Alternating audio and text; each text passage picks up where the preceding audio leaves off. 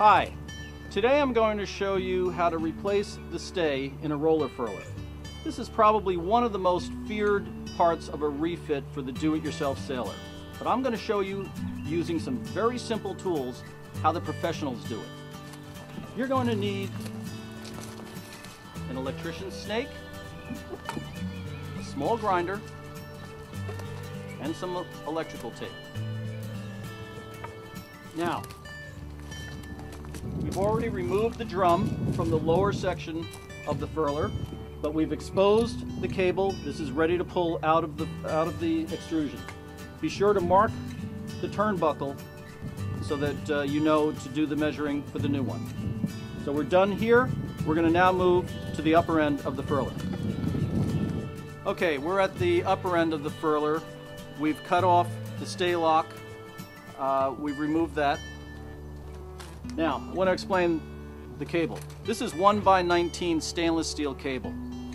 1x19 means that there are 19 individual wires, 12 wires wrapped around an inner core of 7 wires. That makes this cable extremely strong, but not very flexible. So you always want to make sure that a 1x19 strand of stainless steel wire is run straight, fair, with no bends or kinks. So now that we've got the outer core off and the inner core exposed, we're going to cut back this inner core down to about here, about 1.5 inches. All right, now that we've cut the inner core out, simply rerun the outer core by twisting it, and you can already see a taper forming. What we're going to do is insert the electrician's snake into here, replacing the core, making a nice even cone. You take the electrician's snake, insert it into the gap, nice and tight. Now, we've got a partner here to start with the electric tape. Just tape it up. And you can't use too much tape. Now, the reason I like to do a taper, even though we're pulling this the opposite way, is that if we do get a snag and we have to pull it back to free the snag, we're not going to jam on any of the bits inside of the furler. So right now we are ready to pull the old cable from the extrusion. Okay, slow. Okay, keep going. You're out. Okay, we've taken the old cable out of the extrusion, out of the furler extrusion. Now we're ready to measure the old stay against the new stay. We set that up, and we're going to reverse the process to put the new stay in. Okay, we've moved down to the dock with the old and the new stay. We've laid them out side by side, make sure they're good and straight so that we can get a good measurement.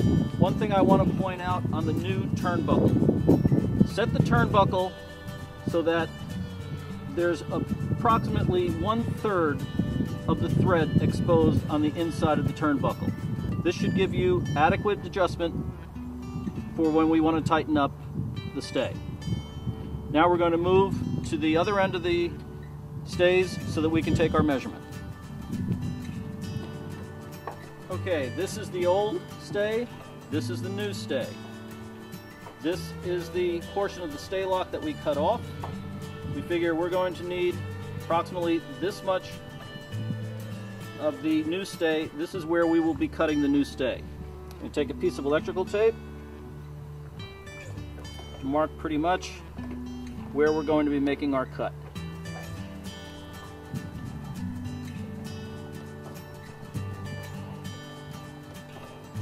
All right, we're back at the furler, getting ready to install our new stay. We've removed the core the same way we did when we pulled out the old stay. Take the electrician's snake, place it inside.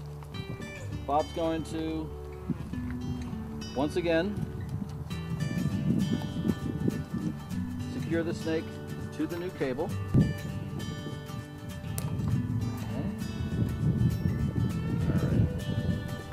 All set? Perfect. I'll move to the other end. Okay, we're ready to pull the new cable through. Bob, you ready? I'm ready. Okay, start going. Now you want to simply guide. I'm not pulling the snake. Bob is actually doing all the work. He's pushing the cable through. And there we are. You see? It was that easy. All we have left is to cut where we measured, install the stay lock, or whatever else you're going to use for your particular installation, and you're all set. I hope you found this video helpful. To see this and other how-to videos, please go to our blog at ahoycaptain.com. I'm Vince. Thank you for watching.